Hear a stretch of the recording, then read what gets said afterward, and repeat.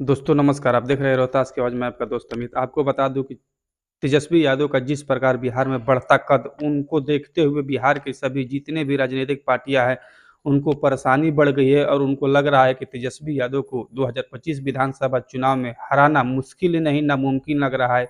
आप लोग इस वीडियो में बने रहिए, मैं आपको सारा समीकरण बताता हूँ कि आखिर तेजस्वी यादव को 2025 विधानसभा में कोई भी पार्टी को हराना किस प्रकार बड़ी मुश्किल सा हो गया है। मैं आपको बता दूं, माझी समाज के जितने भी लोग हैं तेजस्वी यादव के समर्थन में आके खड़े हो गए हैं और उनका कहना है कि जीतन राम माझी को हम लोगों ने इतना दिनों से सपोर्ट किया, लेकिन माझी हमारे लिए किए क्या?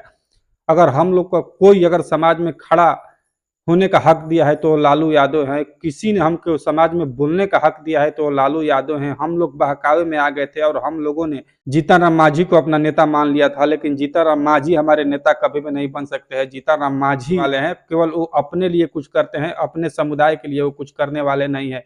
और इसी को देखते हुए जितने भी माझी समाज के लोग हैं उन्होंने कहा है कि अति पिछड़ा और पिछड़ा समाज गरीब गुरबों का नेता लालू यादव हैं और इस बार हम लोग लालू यादव के बेटे तेजस्वी यादव को ही सपोर्ट करेंगे, क्योंकि जिस प्रकार से जीतन राम मांझी ने हमारे समाज को ठगने का काम किया है, हमारे युवाओं को सड़कों पर लाने का काम किया है, अभी भी हमारे मुसहर जाति के लोग की कोई गिनती नहीं होती है समाज में। अभी भी वो लोग अपनी मजदूरी बेरोजगारी ही कर रहे हैं, लेकिन उनके पास कोई नौकरी नहीं मिल रही है, उनको कोई सुविधा नहीं मिल रही है।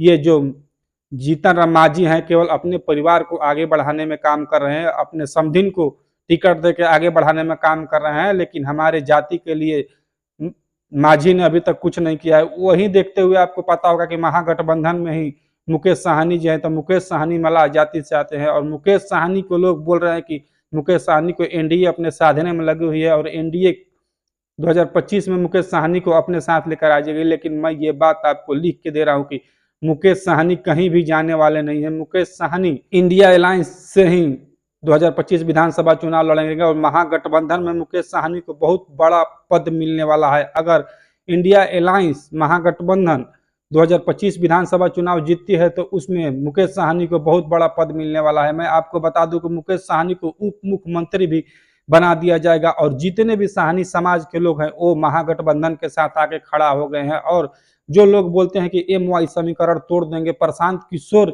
जी की बस की बात नहीं है एम वाई समीकरण को तोड़ना, क्योंकि सभी लोग को ये बात पता चल गया है कि प्रशांत किशोर पांडे जो है वो बीजेपी के एजेंट हैं और वो केवल तेजस्वी यादव को वोट तोड़ने के लिए आए हैं और वो किसी को नुकसान देने वाले नहीं है। लेकिन सभी जितने भी अति पिछड़ा पिछड़ा समाज के लोग हैं इस बात को वो जान गए हैं और उनको ये बात पता चल गया है कि तेजस्वी यादव को चारों तरफ से बिहार में घेरा जा रहा है। अगर बिहार का कोई विकास करता है और पिछड़ा अति पिछड़ा को कोई ध्यान दिया है तो तेजस्वी यादव ने ही ध्यान दिया है और उनको आगे बढ़ाने का और उनको समाज में बोलने का हक दिया है तो तेजस्वी यादव के पिता लालू यादव ने उनको हक दिया है। और इसी के आधार पर और जो 17 साल बनाम 17 महीने का कार्य तेजस्वी यादव बार बार गिनाते रहते हैं, इसको देखते हुए बिहार के युवाओं का अट्रैक्शन तेजस्वी यादव की तरफ बढ़ गया है और इस बार 2025 विधानसभा चुनाव में तेजस्वी यादव को हराना मुश्किल ही नहीं नामुमकिन है। सभी पार्टियों को एड़ी से चोटी का दम लगाना पड़ेगा, तब जाके कहीं तेजस्वी यादव को वो लोग मुकाबला कर पाएंगे। नहीं तो तेजस्वी यादव का मुकाबला करना 2025 विधानसभा चुनाव में किसी भी पार्टी की बस की बात नहीं है।